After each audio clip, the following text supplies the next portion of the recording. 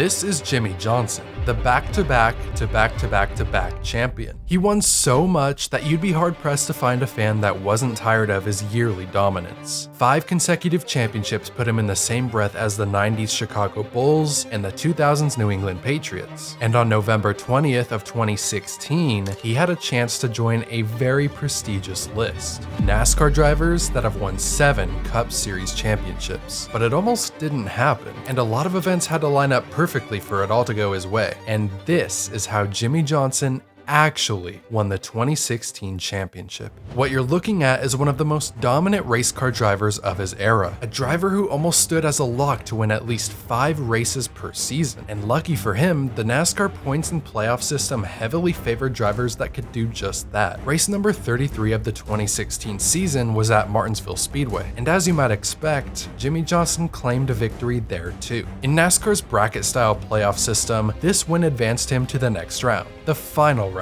of the NASCAR Championship. Over the course of the next 2 weeks, he would find out which 3 drivers would step up to the plate and face him at Homestead Miami Speedway. The first to do so was Carl Edwards, who won a rain-shortened race in Texas. A 312-lap frenzy at Phoenix Raceway was the next opportunity for a driver to lock themselves into this Final Four, and Matt Kenseth was one of these playoff drivers. He was comfortably in the lead and ready to submit his ticket to Homestead with just 3 laps remaining, but that's the moment when all the dominoes began to fall. No, not just fall. The dominoes began to tumble. In the blink of an eye, Michael McDowell blew a tire and hit the wall before Kenseth could take the white flag. The field was now forced to bunch up and battle it out. On the very short list of outcomes Kenseth wanted, this would be towards the bottom.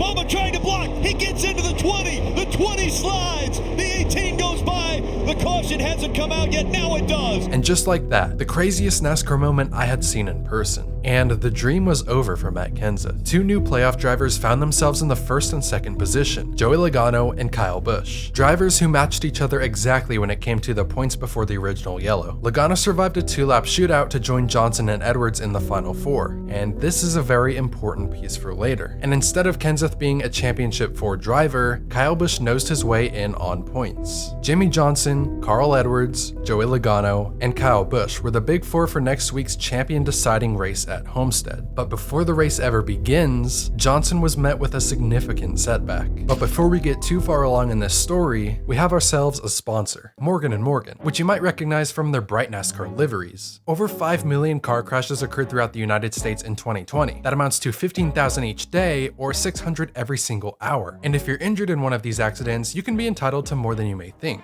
In 8 clicks or less, you can submit a claim to Morgan & Morgan. Skip out on searching for a lawyer, sitting through the consultations, because doing all that is just tedious. Luckily, it's easy to get started because you can submit your case details, upload documents, and sign contracts all from your mobile device. If you're ever injured in an accident, you can check out Morgan & Morgan. You can submit a claim in 8 clicks or less without having to leave your couch. And for more information, go to forthepeople.com or dial #law. That's #529 from your cell phone. The 48 car passed the mandatory pre-race inspection, so the team pushed his car onto the grid. But as NASCAR did a visual inspection, they found something wrong with the car and took it off. Though Johnson originally qualified 14th in the race, failing inspection took all that away and sent him to the rear. Qualifying the worst out of the championship 4 drivers was just a bump in the road, but having to pass the entire field was a whole mountain to climb. So then it was race time. Jimmie quickly made up ground, but out front it was all about the JGR duo, Carl Edwards and Kyle Busch. And just like that, we saw caution number 1 of the race. Edwards reached 3rd place, with Busch staying in touch a few spots back in 6th. After pit stops, the race resumed with Edwards being on the front row, but that's not as safe as it seems. There was a shark in the water named Jimmie Johnson,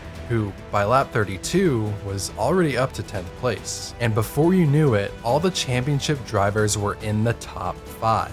It was time for green flag pit stops where Jimmie Johnson had a small scare. The jackman slipped on 2 lug nuts that flew in the most unfortunate place. This holdup caused Brad Keselowski to catch him exiting the pits, and it almost led to a close call. And later, the sun was starting to set, and Logano and Edwards finally found their way around the race leader, Kevin Harvick. The championship 4 were all under a blanket, but you know what they say. As the sun goes down, there's comers and there's goers. Whose car would become the best throughout the night? Kyle Larson, a non-championship threat, found his way to the lead and never looked back. Right behind him, the 4 playoff drivers shifted positions in just about any order you could think of, except Jimmie Johnson. Johnson was hanging around 6th place all day. He never really had the same speed to race with the others. Something was ever so slightly off. By this point, there were only 50 laps remaining. Time was ticking, and Jimmie hadn't shown anything to make someone think he had a chance. Of the championship 4, Carl Edwards was the fastest on the longer green flag runs. On the restart, he made quick work of Johnson, then passed Harvick for 4th, slowly but surely ran Logano down to capture 3rd, and all there was left between him and his first Cup championship was Kyle Busch. And with enough time, Edwards passed him too. 24 laps to go. If the race ended right there, Carl Edwards would be your 2016 Cup champion. But as they say in racing, a race can only be won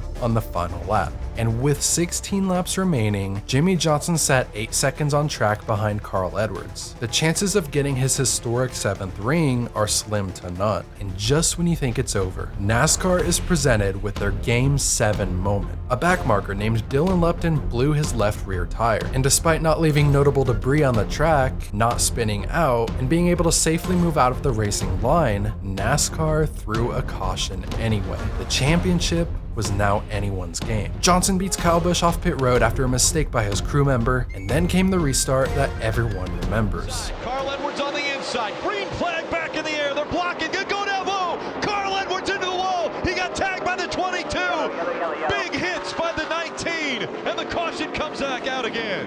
Are you okay?